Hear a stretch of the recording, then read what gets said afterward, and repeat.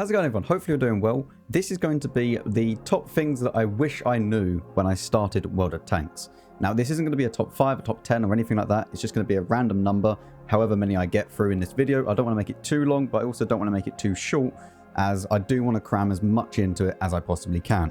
So, first things first, when you're starting off grinding out a tank line and you first get the vehicle, you'll get a crew.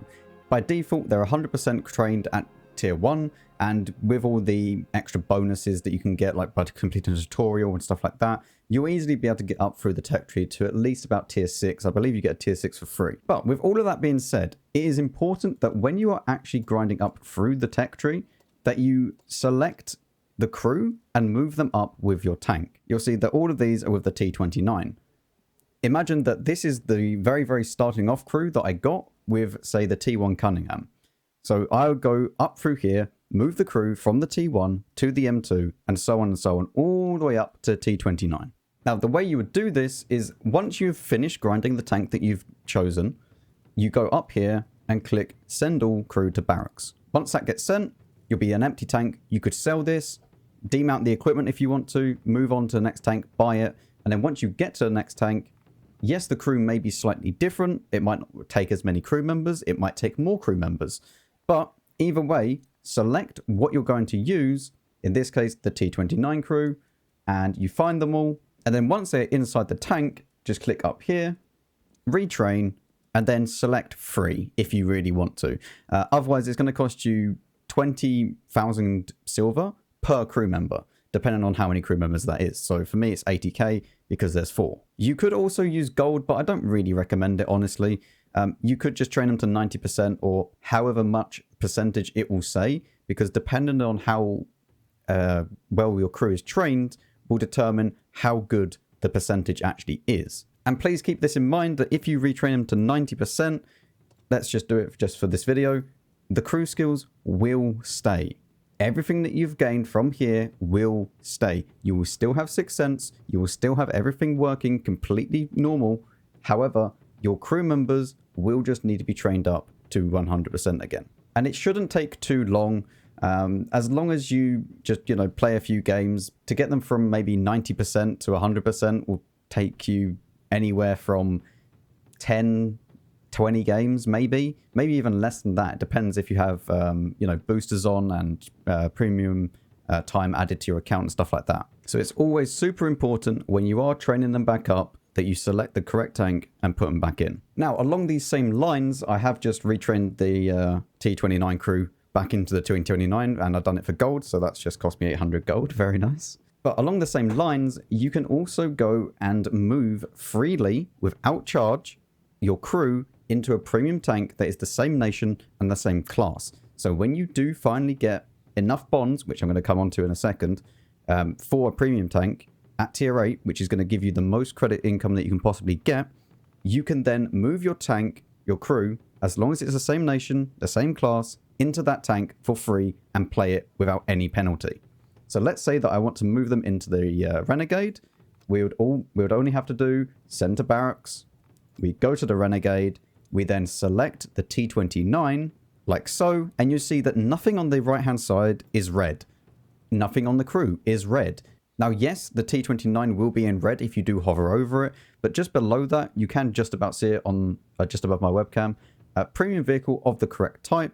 The crew member does not have the specialization on the Renegade, but he can use his skills and perks, and they will be treated as if he is in the T29, because it is the same class and the same nation. And you can just go back and send to barracks, go into the T29, and just return the crew. The way that you actually return the crew, by the way, is you need to play at least one game with the tank with that crew. And then you can go up to up the top left here and then click return. So if I played a game in the T29 like I have, you saw that I was able to return the crew. If I then played a game in the Renegade with that T29 crew, I could just go up here and click return crew. I've played it with a different crew. That's why it will be different, but the same kind of thing. This is my E5 crew. So now for the next thing, the bonds. Save every single one of your bonds that you get. You will get them through events. You will get them for just playing tier 10. Even if, yes, you can get them for playing a tier 9 premium, but that's not really widely available to many people unless you want to spend a lot of money in the game or spend a lot of time in the game. So the main ways of doing it is through events, through the recruitment program, which I will move on to in a little bit later, or you just play tier 10 and grind out some bonds. So every single tier 10, if we go and have a little look, we'll be able to grind bonds. You can see that there is 100 bonds for the weekly limit. So per week, you can grind 100 bonds on each tier 10 tank that you have.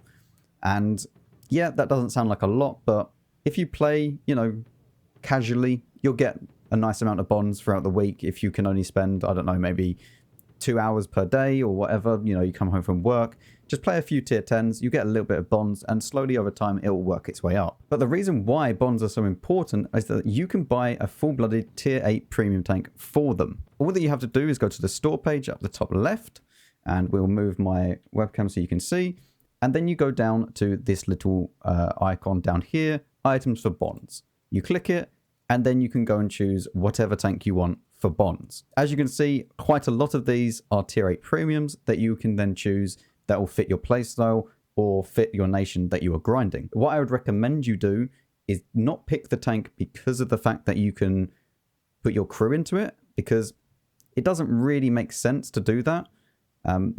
With a premium tank, you're going to get a good crew anyway. Pick a tank that you are going to enjoy playing, that fits your playstyle and that you feel comfortable with, because that is the way that you're going to get the most credits out of the tank. Not because some guy on the internet or some girl on the internet tells you, oh, pick this, it's the best tank. Not really. Strategically speaking, the Patriot, which is down here that I already have, and the Liberté are among the best that you can pick from this lineup. However, you might say, yeah, but I play a lot better in the Guard. I might play a lot better in a light tank, for example. Don't pick the Senlac, that is actually bad. If you want a full review on the tanks for bonds, I do have one up. I am going to make a new one just for the new tanks that got added, which is going to be the Tiger 1v1 and some other tanks that got added. Overall, you can't go too wrong on picking a tank from this list. Just look up a review on the tank. It doesn't have to be my review. It can be someone else's review, but just look up a review and pick a tank that fits your playstyle. Now, another thing which I wish I knew, don't go and buy a random tier 8 premium for money, especially when you're just starting out. It's not worth it because you're not going to get the most out of it, and it's not really going to help you progress either. Yes, it will earn you a little bit more money, but you're not going to get the most out of it.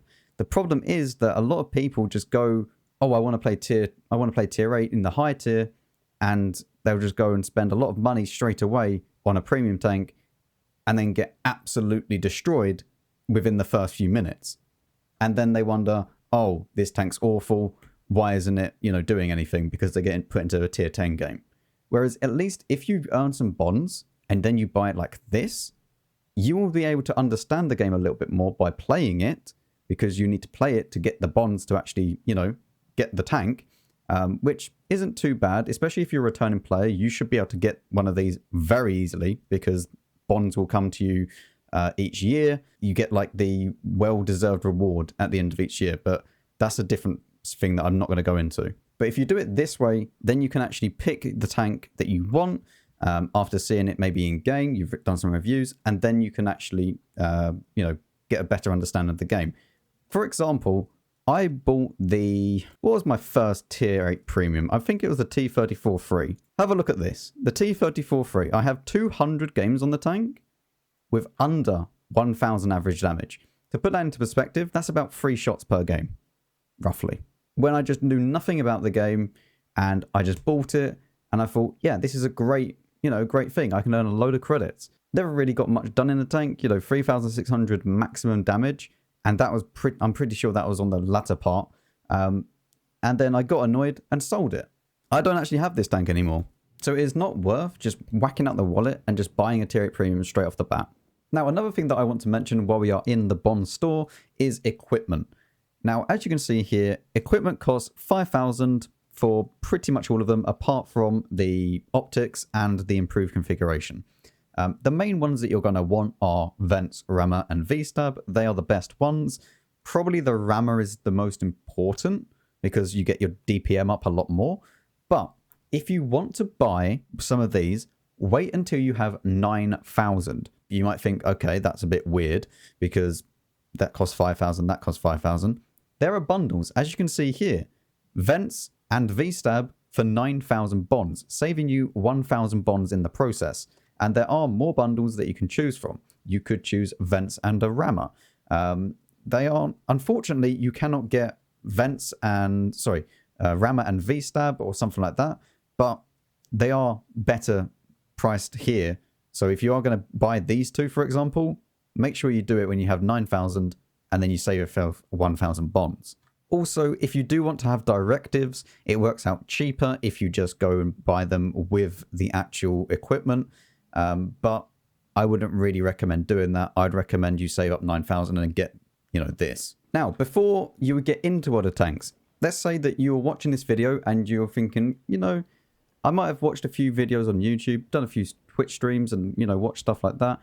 I want to, try and pick up the game. If you do that and you have someone that already plays the game, get them to do the referral program with you, because at the end of it, they will be rewarded, the recruiter, with a tier 8 premium of their choice, and you will be rewarded with up to a tier 7 premium, I believe. It might have changed a little bit, but it's well worth it. You go into the recruitment program. There's no strings attached.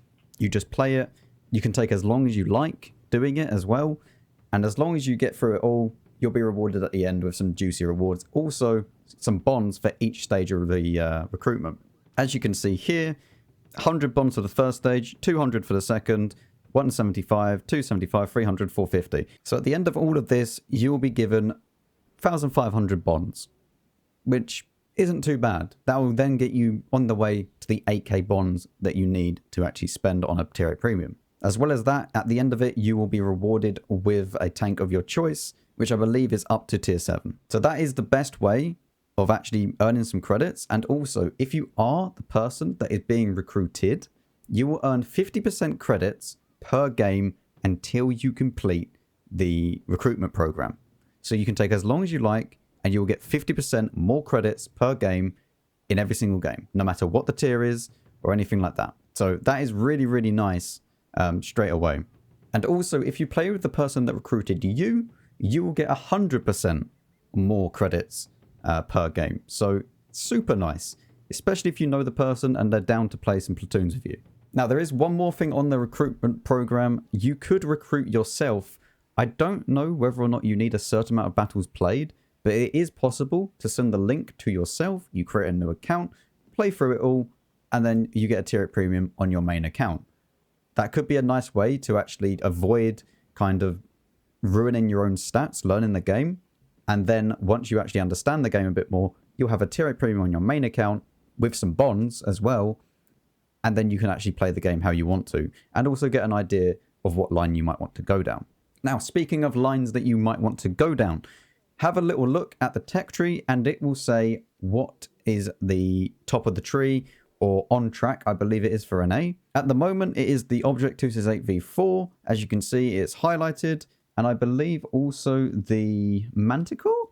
No, not yet. The Panzer 7. That is also the top of the tree at the moment.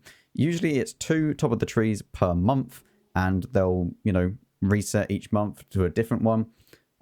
So I believe next month is the Centurion Action 10 and the Manticore. So keep an eye out for that. If you do choose to go down the tech trees, there's plenty of missions and bonuses that you can get to actually make your life a lot easier while grinding them, including a lot more XP from just playing the game in those tanks, and also some nice discounts. As you can see, 30% off there, 30% off. I believe it's 15% off. Oh, sorry, 30% off the tier 10 as well. Starting from tier 6, it goes 30% off all the way to tier 10. So you can actually save a lot of credits by doing that as well. But of course, the tank that you want to grind needs to be decent, and I wouldn't recommend grinding the Panzer 7. Now, the next thing is going to be premium time. I feel like if you're going to play this game properly and you are going to put in some decent hours, you should buy a premium account. I'm not saying this to try and get you to spend money for wargaming or anything like that. It's just the way this game is. If that doesn't sit right with you, don't play this game. That's all I'm going to say. You don't have to, spend money on this game, and you can play it completely free to play. But I would say if you want to actually make decent progress in this game, you're probably going to want a premium account because it's just not really worth playing overall without one. It's way too long and way too much of a grind, and it can be not feeling like a game. Usually it's pretty cheap. You can get it one day, costs 250 gold, which if you have a little look at it, £2 for 500, so it's about £1 for 1 day of premium. And then you do get discounts over the amount of time as well. So for example, at the moment, there is a discount of 10% off the 30 days and 90 days. But usually this is 750 and this is 2,500. So that's about £8 for 1 month for premium. Works out not that bad overall, but only really get it if you do really, really enjoy the game and you think that it's going to help out. And it will help out, but for you personally. But by far, the best thing to invest money into this game is premium time, because it makes the game a lot better. Now, also along the lines of the top of the tree, every single month, Wargaming, hosted by either Eekaboo or Jermia, will give out information on this month, or the upcoming month. That's why it's called the Monthly Rundown. It will go through all the events and specials that are going to happen. They don't go into super specifics. However, it gives you a good outline of when to kind of save your credits and, you know, what might be happening. For example, here you can see the article, Monthly Rundown. Obviously, February has Valentine's Day in it, so fall in love with missions, sales and more. And underneath here, you'll see the timeline for when events and different things are going to happen. So on Tuesday the 1st, we have the Lunar New Year, and we also have Twitch drops happening. So on the 4th, which is going to be happening tomorrow, we have completing missions to earn customization. So that could be including camouflage and stuff like that. And then we have the new top of the tree starting for the Centurion Action 10 on the 5th. So you can just go through here and get an idea of when stuff is happening, when stuff's ending, and get a good idea on how to actually pace out what you want to do in the month ahead. Now, let's say that you have got a bit of gold and you want to know what you should actually spend it on. What I would recommend you do is either buy a premium account with that gold. You can then, you know, get a little bit of time added for free, technically, because I think you do get some gold for completing a tutorial and stuff like that. So if you really want to, you could spend that gold on premium time. Although it's probably not the best use of it, because since it's not really, you know, it's the currency that is real money. So it's probably not the best to do that. What I would instead say that you should spend it on is either demounting equipment, which sounds really, really, really stupid in theory, but in the grand scheme of things, this is going to save you a lot of credits. And I mean a lot, because if you don't have demounting kits, you would have to sell this equipment every single time, make a net loss of over half, and then buy it back again every single time that you upgrade the tank. So let's say, for instance, that let's go back to the T29, since we've already spoken about it. You get the T29, you then think, okay, yep, good tank. Let's go on to the next one. Let's go to the T32. You want equipment for it. Even if this takes exactly the same equipment, you won't be able to demount the equipment off the T29, as you can see here, without gold. And demount to depot, I don't have any demounting kits. It's going to cost me 10 gold to demount. Now, obviously, if you get, say, 500 gold or 1,000 gold, that will last you a little bit of time, but it's not going to last you forever. If you're comfortable with actually selling the piece of equipment, you know, you finish the tank and you want to move up to the next one and then buying it again, then that's fine, but you're going to lose a lot of money in the process of doing that. So I would say that you use it for demounting stuff like equipment, or you use it to free XP. The way that this works is that at the top right here, you will have free XP in the garage. You will accumulate some over just playing the game and over time, but when you see this and it's kind of highlighted, it means that it is on a special discount. And I would only recommend that you do this when it is on a special discount. Do not go and convert free experience to gold without a discount available, even if you have loads. Like I had 30,000 and I still waited for a discount to happen, because usually it's 1 gold equals 25 and this new exchange rate is 1 gold equals 40. So you are getting a lot better deal for your gold, and then you can convert all of it, get a nice amount depending on how much you want to actually spend gold wise, and then you can use that to unlock the next gun on a different tank, and this experience will just be used anywhere. So you could, in theory, go and use the free experience and then say unlock the T32 without even playing the T29. It's up to you. But that is the two things that I would say are the best way of spending your gold, at least in my opinion. If you want to save it to, buy a premium account and stuff like that, then do so. But by far the worst way of spending your gold is converting it into silver, because this exchange rate is pathetic. I have 17,000 gold, which is, let's say, 50 quid. So I have 50 quid on this account, and I want to say do 17,000. That gives me 6.8 million. That is not a lot of money for £50. So never, ever convert your gold into credits. Always wait for a free experience sale or exchange rate discount, and then convert your free XP if you want to, or use it as demount. Now, as you are progressing up through the tech tree, you will see new equipment loadouts available to you. So when you get to, let's just, highlight all of these. So at tier 2, you only get one equipment slot, and you can choose what you want in here. At tier 1, you don't get any. But as you progress up through, so tier 3, you'll get 2, and so on and so forth, all the way up to tier 5, where you get everything available to you. The new thing here is directives when you reach tier 5, and this is super important. Do not waste your directives at low tier. Just leave all of these. If you get any of these at all, even for the crew, just save them up and use them on the higher tier. Unless it is the 6th Sense directive.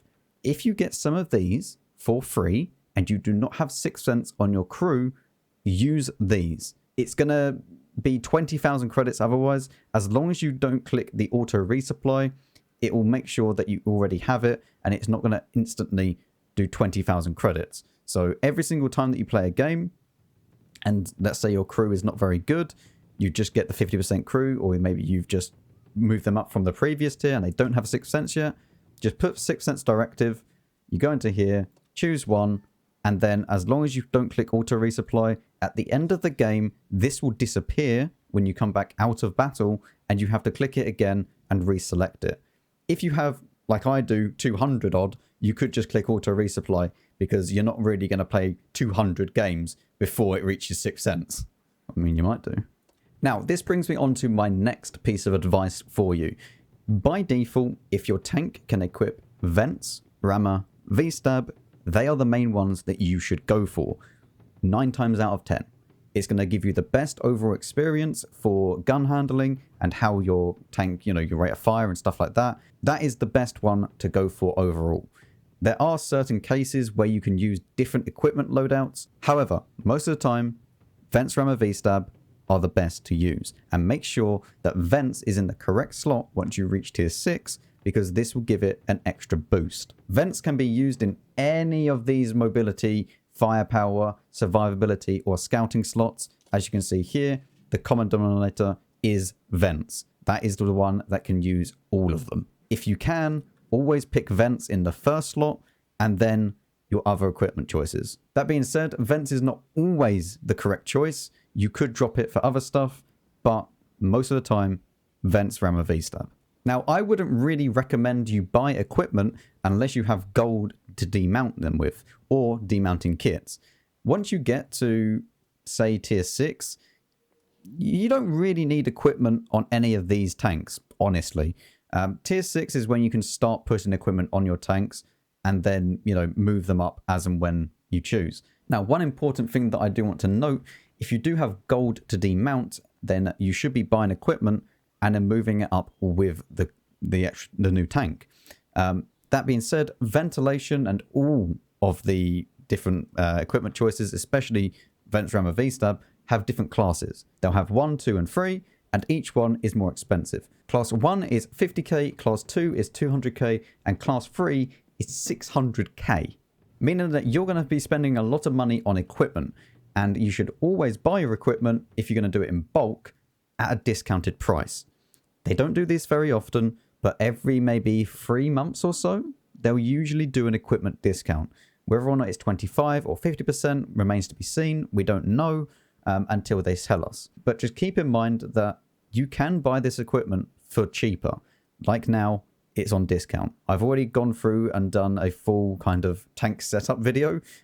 Literally this week I done it, going through and spending like 50 million in the game on mostly equipment. So just keep that in mind. Save up your money for equipment discounts. The same thing goes for consumables as well. You can save yourself a lot of money in the long run by getting consumables on discounted price.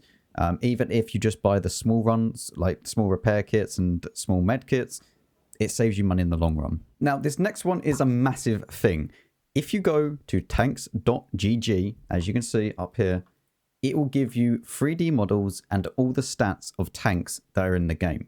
All you have to do is click tanks up here, full list, and then you can select whatever tank you want to have. So let's say T29, because we've been doing that for a little bit. You can click here. Obviously, it's onto the USA, and it's a tier 7, and you can find it right there. And then you will see all the different stats for the tank. This is with a 100% crew. But if you wanted to, you could go and just change it to base values. And then you'll see what it's like without a crew at all. You can also go here and choose all the field mods and the equipment that you will use on it. So it is super, super useful. But the main thing that I would recommend people do is if you meet a tank in game and you wonder, okay, everything just kind of bounced off of him. This is stupid. This game's pay to win, like whatever. Go into the 3D model and just have a look at the tank. Maybe the T29 wasn't the best example, but you can see that against itself, you can pen it here and in the cupola, very, very small, but you can pen it up there. You can use this to look at tanks that you didn't know how to pen. And then all you have to do is go to this little compare feature, select the tank that you were in. Let's say you're in an IS with the 100mm gun. Let's say you were grinding it. You click save, and this is how the tank will look. Make sure it's under the live visualization, I guess. And you can see as it turns, as it goes below you, if it's above you, you can see where you can actually pen the tank. And you can also change here to premium rounds or even HE, depending on what you were firing. But you can get a really, really detailed and good understanding of where you went wrong and where you can aim for next time. Some of the tanks are completely stupid and have no weak spots at all, but most of them you should be able to do something, at least with gold rounds or premium rounds, which we're going to move on to now. So, premium rounds. Everybody loves to hate on them. It is probably the most favorite thing in the community to moan about. Should you use any? Absolutely. Okay? These things are in the game. Okay? You cannot get around it. They're in the game, and if you are a newer player and you don't understand the game as much, if you're completely, you're a veteran of the game, you understand everything about the game, you still should be firing some premium rounds, but you can get around most tanks without firing any premium rounds. However, I would say at least take half of what your regular rounds are. Something like that. Let's say that. That's exactly half. Do something like that at least, because then when you do meet the tanks that you need premium rounds for, and there are tanks in the game that you need premium rounds, you can then pen them. Because if you pen the premium rounds, you will not lose that many credits. If you're missing premium rounds, you will lose a lot, which is why I say don't take too many, but also don't take too little, because you need them to pen the tanks. If you meet a mouse and you only have 258 pen, he's just going to laugh at you, because that thing is meant to be taking heat rounds and premium rounds to the face, because that is the only way that you can actually kill it. So at least take half of what your actual normal rounds are, or do what I do and take a 50-50 split, and then you can train intuition on the commander and then use it like that. But that's more advanced, like later on. So I would advise just taking half of what your regular rounds are and then using them sparingly on when you actually need them. Do not be scared to fire premium rounds in this game. I'm not saying go full gold and just, fire them all. I'm saying you need some, because that is the way the game is. And there's no point crying about it. If you don't like the way that is, just don't play the game. It's not pay to win because even a free-to-play player can afford to fire a small amount of premium rounds. Hell, if you're good at the game, you could afford to fire full premium rounds because as long as you're not missing every single shot, you're not going to be losing that many credits. And now we go on to the final thing, which is being in a clan and boosters. Boosters can be found up here in the top left by clicking on your name, then click on personal reserves, you click there, and then you're greeted with all the boosters that are available to you. From here, you can then select, say, 50% credit boosters, confirm, and then it will be active for 1 hour. You can go and play your premium tanks and earn 50% more credits per battle. Alternatively, you could choose to have experience. So this will give you 100% added XP on any game that you play. So it's really, really useful to have, especially with a premium account, and you can run 3 of these at a time. So you could run experience, crew experience, and free experience, or you could run credit booster, free experience, and normal experience. So all of these added on top of each other make your grind so much easier. Combine that with a premium account, and you're going to be laughing with the amount of credits and XP that you bring home. One more thing that I do want to mention, that these last 1 hour or 2 hours, depending on what one you choose. As you can see, 200% for 2 hours. This is 50% credits for 1 hour. But these will not run out while you're in game. So what happens is, let's say that you have 10 seconds left on the booster and you click battle. As long as you get into that game before that booster ended, the whole game will count as any booster that you had available at that time. So that will be added on top of that game. Even if it ran out mid-game, you would still get the benefit of that booster, which is super useful to know because as long as you're in game and you're not in the garage, it can't really run out on you until you get out of the game and then it's run out. Maximize them as much as you possibly can, especially the credit boosters, because they are super useful. And for the final one, being in a clan. Now, if you are wanting to be in a clan, you can either join Kekel, we have a few slots available, or you can join PogU, which both of them I own. And we just, we've got to build up PogU, but Kekel is pretty built up, as you can see here. And we do have credit boosters available. These will go on top of whatever else you have going on. So technically speaking, this is an extra 25% to random, ranked, as well as frontline battles for 2 hours. So that means that you can then run your 50% credit booster and another 25% on top of that, making it 75% total credit profit that you're coming in after every single game. Speaking of which, we'll activate one now for everyone. So being in a clan is really, really helpful. And sometimes also you'll be able to, or I might put out a, say, combat XP booster, which will give you 50% experience for an hour, or crew experience, or free experience. I have to make them, or the clan member has to make them, and there's plenty of other social clans around there. There's no requirement to join either Kekel or PogU, and there's plenty of other clans that are like that. So you don't have to join my clan, but join a clan because it's just free extra money and experience, or whatever they choose to run the booster on. So it is 100% worth it to join a clan. So hopefully you did enjoy. Hopefully you found this useful, and hopefully you can actually take some of these into consideration if you are starting out in the game, or you're just returning. That also works out. These are some of the things that I did wish I knew right from the start, because then I would have a much better understanding of what I should do, what I should go and try and do in the game, and plan ahead. Especially joining a clan and stuff like that. So let me know what you think. Let me know if I've missed out anything, or you think that you shouldn't do that in the game. And I'll see you all in the next one.